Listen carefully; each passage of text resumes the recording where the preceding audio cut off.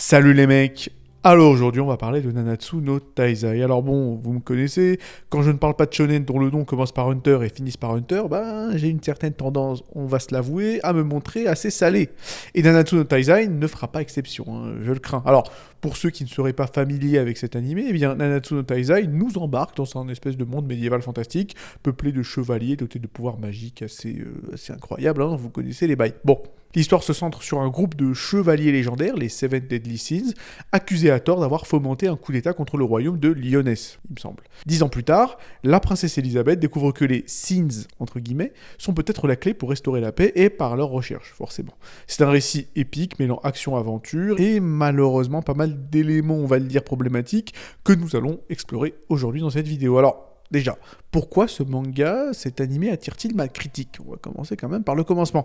Est-ce que c'est pour les mêmes raisons que j'ai pu égratigner Naruto, DBZ et je ne sais quel autre shonen par le passé? Parce que bon, je pense que vous me connaissez à partir de ce moment-là. J'ai l'habitude de cracher sur un peu tous les shonen. Bon, est-ce que Nanatsu no Taizai partage les mêmes défauts? En fait, pas exactement. Les péchés de ce manga, hein, si je puis me permettre un petit calembour, se situent ailleurs. Parce que oui, si vous vous rappelez de ma vidéo sur les tropes des shonen que je déteste, eh bien, j'avais parlé et j'avais même placé le fanservice en numéro 1. Et plus spécifiquement, le fanservice loli, qui trônait donc au sommet de cette liste peu enviable. Et j'avais donc évoqué le cliché des lolis millénaires, hein, des lolis qui ont 3000 ans, la fameuse excuse que vous connaissez tous, et j'ai donc critiqué certains exemples, comme Index et d'autres. Voilà. Bon. Alors forcément, Nanatsu no Taizai prend malheureusement la tête du peloton dans cette catégorie de merde, même si effectivement j'en avais pas parlé la dernière fois, et c'est pour ça que cette vidéo est là, pour corriger cette erreur.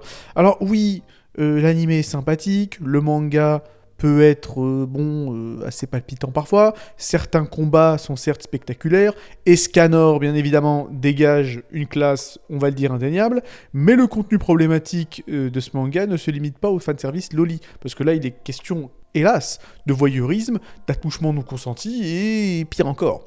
Je tiens à préciser que je ne suis pas de ceux qui exigent l'absence totale de ces thèmes dans la fiction, hein, on va le dire tout de suite, parce que oui, la réalité de notre monde est loin d'être exempte de ces problèmes, et les exclure de nos récits serait d'une grande hypocrisie. Enfin, je veux dire, si on prend l'un de mes mangas préférés, Berserk, par exemple, eh bien bon, le manga aborde des sujets extrêmement sombres, y compris le V et l'inceste.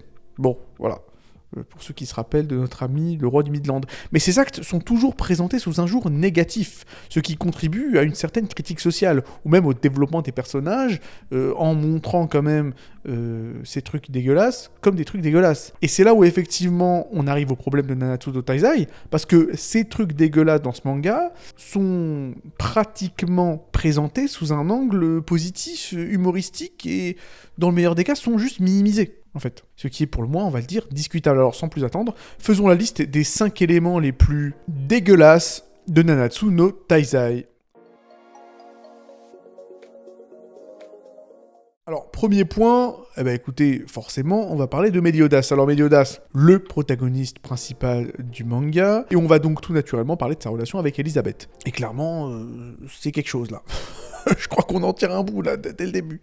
Bon alors, d'un côté, on a Meliodas, le big boss des Seven Deadly Sins, avec une malédiction qui ne date pas d'hier. Bon, il doit regarder sa chère et tendre Elisabeth se faire éventrer de façon tragique encore et encore à travers les siècles. Et à chaque fois que Elisabeth meurt, hop, elle se réincarne quelques décennies plus tard, afin que l'histoire se répète. Et Elisabeth, de son côté, princesse en détresse du royaume de Lyonesse, débarque sans se douter au tout début du manga qu'elle est en fait l'énième réincarnation de la douce épouse de Meliodas. Et le hic dans leur petite romance éternelle, c'est le comportement de notre protagoniste, forcément. Parce que le gars ne peut pas s'empêcher de jouer les gros lourds avec Elisabeth, donc en la touchant dès qu'il le peut, ce qui jette forcément un froid avec toute cette histoire de consentement et de respect dans leur relation. Enfin, je veux dire, le pire, c'est que Meliodas connaît Elisabeth depuis qu'elle porte des couches, et ça ne l'empêche pas de continuer sur sa lancée dès qu'elle a atteint l'âge de 16 ans. Effectivement, c'est pas très classe, et c'est surtout un peu creepy.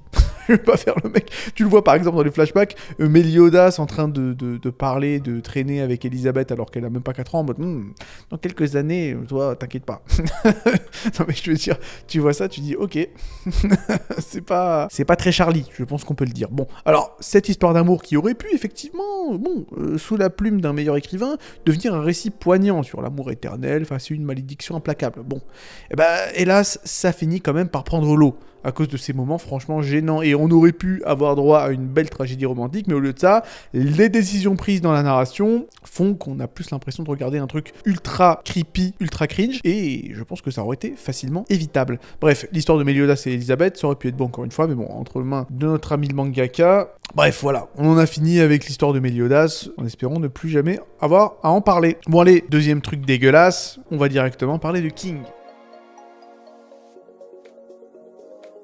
On va directement parler de King. Alors, King, forcément accompagné de Diane, l'espèce de géante, donc un duo qui ne manque pas de susciter pas mal de discussions. Donc alors, King qui c'est, c'est le roi des fées, qui a donc une longue histoire avec Diane, la géante, que vous connaissez. Alors, King a littéralement élevé Diane depuis qu'elle est petite. Et ici, petite est assez relatif, parce que même enfant, Diane était déjà plus grande que la plupart des adultes. Mais revenons à nos moutons, cela étant dit. King tombe amoureux d'elle durant cette période. Bon déjà, c'est un souci, parce qu'il l'a veillé sur elle, il l'a vu grandir, il l'a vu mûrir, et paf, il décide qu'il l'épousera un jour.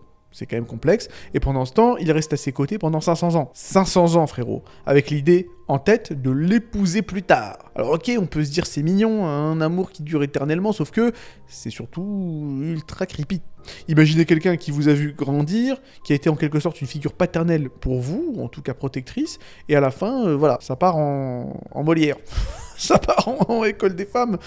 Et ça soulève surtout plusieurs questions sur la dynamique un peu bizarroïde de leur relation, et surtout comment on interprète l'amour dans ce contexte. King et Diane finissent finalement, et le pire c'est que King et Diane finissent par former un couple, vers la fin du manga, mais le chemin pour y arriver est pavé de moments qui nous ont fait lever plus d'un sourcil. D'autant plus que bon, on se dit allez, la meuf elle a 500 ans, ça va. Mais en fait, 500 ans en année de géant, je crois que c'est même pas 10 ou 12 ans. Donc ça reste abusé de toutes les manières. Allez, on continue, on va dire, avec le gros morceau de cette vidéo. On va parler donc de l'un des meilleurs personnages du manga, peut-être. D'ailleurs, c'est pour ça que ça vous le somme. Voilà, on va parler de Ban. Bon alors... Ban et Hélène, donc de Nanatsu no Taizai. On va en parler. Et autant vous dire que leur histoire est assez controversée. Donc déjà, on a le fameux cliché bien connu, le fameux clicheton du personnage qui a l'air d'avoir 10 ans, mais qui en a en fait 3000, bien évidemment. Là, je fais référence à Hélène. Et donc la principale ombre au tableau ici, c'est que l'apparence d'Hélène ne correspond pas vraiment à son âge millénaire. Je pense que c'est effectivement le cas de le dire. Et franchement, ça ne rajoute rien à l'intrigue, à part un côté lollybait, hélas. La relation entre Ban, l'immortel badass, et Hélène, la gardienne de la fontaine de Jouvence, aurait pu être sympathique, si la série n'avait pas cette obsession étrange pour les personnages à l'apparence enfantine. Ok, Hélène est une fée, et on comprend qu'elle soit menue, on va dire, surtout si on la compare avec d'autres fées féminines du manga, et qui partagent effectivement ces caractéristiques, mais même parmi les fées en question, certaines gardent une apparence adulte, malgré le fait qu'elles soient un peu petites, physiquement. Sauf que c'est pas le cas d'Hélène. D'autant, et c'est là où effectivement on se dit qu'il n'y a aucune excuse, que les fées dans l'univers de Nanatsu no Taizai peuvent modifier leur apparence à volonté. À l'instar de King, qui se balade en ado alors qu'il a beaucoup plus de bouteilles, et qui d'ailleurs peut se transformer en espèce de gros lard dégueulasse quand il en a l'envie. Clairement, il y avait une échappatoire, mais non. Et c'est vraiment dommage, parce que Ban avec Escanor tient la barre des persos les plus charismatiques du manga, et là bam, la série nous ressort le trope de « ouais, elle a l'air d'avoir 11 ans, mais on en a en fait 1000 ». Donc voilà, c'est un peu con, et d'autant plus que ce trope, le manga nous le ressort pas une, pas deux, mais 3 fois. C'est-à-dire avec Hélène, avec Diane, et avec la compagne d'Escanor, dont on va parler un peu plus tard dans la vidéo. Donc clairement, là il est question d'overdose. Et ça s'arrête même pas là, le pire. Parce que Jiriko, qui est un peu la side chick de Ban, effectivement la meuf qui est donc amoureuse de Ban depuis le début, mais qui comprend petit à petit qu'elle a aucune chance avec lui, eh bien finira par tomber amoureuse de l'enfant de Ban. Et oui, dans la suite de Nanatsu no Taizai. Et ça bascule assez rapidement du côté obscur. Là clairement, bon, on est dans les abysses du n'importe quoi, et je préfère m'arrêter là sur le chapitre Ban. Quatrième partie, là il sera question de Gaozer, et je pense que oui, on peut dire que c'est la partie la plus sombre de la vidéo. On va parler de Gaozer, et on va parler effectivement du fait que ce mec possède une capacité assez troublante, le fait donc de manipuler les souvenirs des gens. Et donc forcément là on tombe sur un cas directement assez épineux avec sa relation donc avec Gila. Donc Gaozer décide, pour des raisons qui lui sont propres, de modifier les souvenirs de Gila afin de lui créer de toutes pièces un passé amoureux entre eux. Alors imaginez un peu, un jour vous vous réveillez et paf, vous avez tout un album de souvenirs avec quelqu'un que vous n'avez en fait, pourtant, jamais vu auparavant. Ce qui est effectivement assez perturbant. Et Gaozer pousse le vice jusqu'à lui effacer ses souvenirs de son propre frère. Vous couronnez le tout. Et le pire dans cette histoire, c'est que tout cela est présenté avec un humour assez déplacé. Et le manga d'ailleurs montre bien que Gaozer consommera sa relation avec Gila sur la base de ses souvenirs modifiés. Donc là, clairement, on va le dire, on va pas parler japonais, il s'agit d'un V, purement et simplement. Et donc, à la fin, Gila remercie même Gaozer pour cette manipulation. C'est quand même assez dingue, lorsque, effectivement, elle apprend que Gaozer l'a manipulé depuis le début. Et d'ailleurs, c'est d'autant plus con que, bon, la backstory de Gaozer avait pourtant quoi émouvoir. Le mec, on le voit arracher son propre cœur pour tenter de sauver son amour perdu. D'ailleurs, il échoue et il se retrouve accusé d'un crime abominable qu'il n'a pas commis, le tout enrobé d'un espèce de quiproquo assez tragique. C'est touchant, c'est complexe, et il y a clairement un vrai potentiel de développement de personnage derrière ça. Mais le problème, c'est qu'encore une fois, le mangaka décide de partir en couille. Et on finit la vidéo avec, le big boss de Nanatsu no Taizai, Escanor, bien évidemment. Et sa relation avec Merlin, donc une femme qui s'appelle Merlin. Bon. Alors, donc déjà, encore une fois, préparez-vous, parce que là aussi, on a droit à notre dose de WTF. Alors, Escanor, ce colosse super balèze, qui rougit donc à la vue de Merlin, qui lui déclame des poèmes d'amour dès que l'occasion se présente, finit par avoir une sorte de confirmation de ses sentiments de la part de Merlin. Et là, accrochez-vous, au moment où on pourrait s'attendre à un développement romantique un tant soit peu normal entre les deux, eh bien, Merlin se transforme, ni une ni deux, en Loli. Voilà, tout simplement. La grande sorcière Merlin, qui a littéralement 3000 ans, a arrêté de vieillir quand elle avait 10 ans, et sa vraie forme, que l'on découvre donc dès à présent, est celle d'une enfant. Forcément, voilà. Forcément. Et donc, on pourrait passer des heures à débattre vis-à-vis de la décision narrative de garder un personnage aussi puissant et intellectuellement développé dans un corps d'enfant, surtout au moment clé de sa relation avec Escanor. Je veux dire, bon, c'est comme si l'univers de Nanatsu no Taizai ne pouvait s'empêcher de retomber dans ce trope étrange et franchement discutable. Et là, clairement, bon, voilà, j'ai pas envie de partir dans des théories, mais je pense que l'auteur, voilà, quoi. Je pense que le mangaka, Nakaba Suzuki, de son petit nom, voilà. Je pense que si tu devais aller vérifier son historique, voilà, je vous fais pas un dessin, les mecs. C'est-à-dire que on avait serré Watsuki, le mangaka de Kenshin le Vagabond, avec des trucs pas très catholiques sur son hard drive. Je pense que pour Suzuki, voilà, tu peux rajouter encore 50 tétraoctets du même contenu, clairement. Je pense que lui, faut pas aller regarder son historique. Le mec est clairement un dégénéré, pour moi, c'est une évidence. Et le pire, c'est qu'en fait, le seul mec qui a une relation amoureuse normale et pas illégale, c'est le grand méchant du manga, c'est-à-dire Zeldris, qui a donc effectivement une relation amoureuse relativement normale et dépourvue de tous ces trucs un peu bizarroïdes. Mais je veux dire, c'est quand même, assez parlant quand tu te dis que le seul mec qui est pas un putain de dégénéré, c'est le méchant de ton manga, quoi. Ok, il y a quand même un souci. Bref, on va s'arrêter là, en espérant que la vidéo vous ait plu. Abonnez-vous pour encourager la chaîne.